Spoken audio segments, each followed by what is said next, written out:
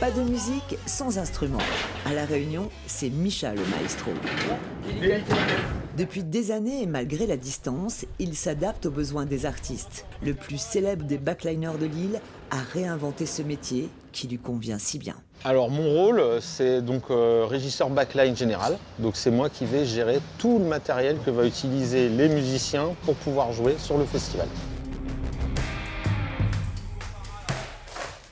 La particularité qu'on a en plus d'être sur une île, c'est qu'ils n'amènent pas beaucoup de matériel. Donc on va leur louer un ensemble de choses un peu atypiques, par exemple pour la métropole ou donc sur d'autres dates, que ce soit les guitares, des instruments qu'ils ne peuvent pas transporter par avion, etc. Donc ce qui nous oblige à avoir quand même un gros parc de matériel et de fournir beaucoup plus de choses qu'un festival traditionnel.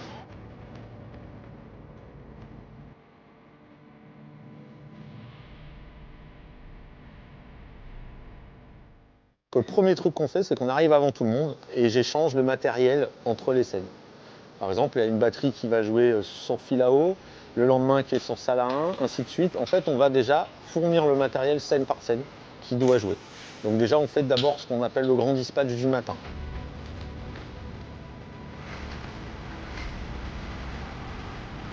Ouais, mais c'est bon, t'as tout. Ouais, t'as tout. Et après, t'as l'histoire de planche et de top case. Et les stands, tu m'as dit les 400, ça suffira.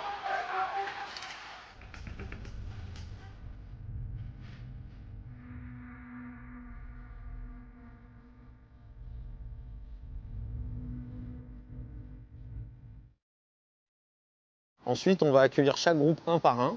On va prémonter certaines choses, on va voir avec eux, les accompagner, voir ce qu'ils ont besoin.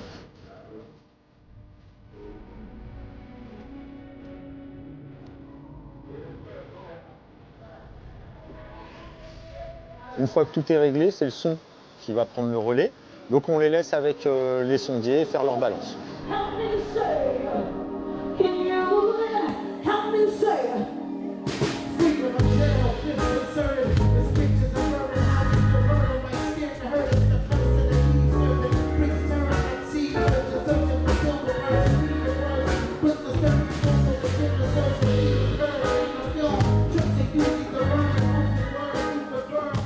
À la fin de la balance, on va revenir pour conditionner le matériel, c'est-à-dire le ranger sur les praticables, le faire rouler, etc.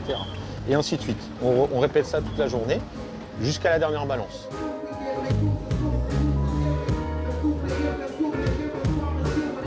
Et après, dès que les shows commencent, on fait le truc inverse, c'est-à-dire qu'on arrive à la fin, des fois il y a certains, je vais venir au début du show pour voir si tout démarre bien, etc. Et je reviens à la fin du concert.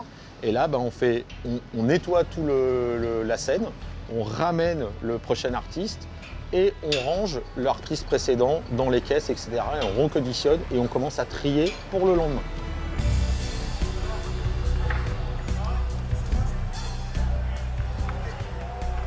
J'ai toujours vécu ici, j'ai jamais fait de festival en métropole, j'ai été formé, j'ai grandi ici à La Réunion. Un backliner en métropole, il est spécialisé dans un instrument ou un type d'instrument. Par exemple, il va être spécialisé guitare et basse. Il y en a un autre qui va être spécialisé clavier, un autre qui va être spécialisé tout ce qui est percussion, batterie. Moi, je suis obligé de tout savoir. C'est la différence. Je peux faire à la fois un DJ ou à la fois un guitariste, un bassiste, etc. Tu sais, c'est un mec, une fois, qui était venu ici sur le C'est qu'il faut, je ne sais plus c'était qui d'ailleurs, il m'avait dit la différence entre toi et moi, c'est que moi, je fais 150 dates avec le même groupe et toi, tu fais 150 dates avec 150 groupes différents. C'est un peu la différence qu'on a. Sur place, on est un peu ce petit travail de babysitting, cocooning, on les met bien pour qu'ils se sentent bien, il y a ça aussi qui est important.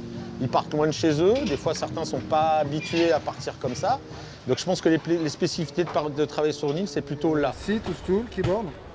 Ouais. Vous mutualisez les gars. Oui, parce que je vais pas vous foutre un truc par ligne quoi, ça va être compliqué. Après. Et c'est quoi le laptop placement stand? On va mettre une tablette de percu, ok. Voilà. On en a 3 maintenant. Ok. Et toi je t'en ramène encore une après. Bah voilà, c'est bon. Les premières éditions, c'était difficile parce qu'on était avec pas beaucoup de matériel, on louait beaucoup à l'extérieur, il fallait beaucoup s'arranger avec les artistes parce qu'on avait peu de choses. Ça, c'était le plus sportif. Tu vois, on était vraiment un peu plus à l'arrache quand même. C'était vraiment les débuts. Il fallait qu'on démarre aussi et qu'on invente ce service qui n'existait pas sur l'île. 8 jacks, placement, un tabouret, une extension, Le clavier, tout ça, ça... Oui, il y a, hein, t'inquiète pas. Les moments marquants, moi je les ai plutôt vécus ici avec vraiment des grosses installs. On a eu par exemple le Stromae, même si j'avais pas beaucoup de matos, mais on avait quand même beaucoup de choses sur scène. Moi il y en a un qui m'a marqué, je suis très fan aussi, c'est Parliament Funkadelic avec George Clinton. Je pensais jamais les voir à La Réunion. Et avoir ce groupe-là avec ce déballement de matériel qui était à l'américaine, qui était vraiment énorme, etc. La rencontre, ça serait plutôt M. C'était vraiment un mec que je voulais rencontrer.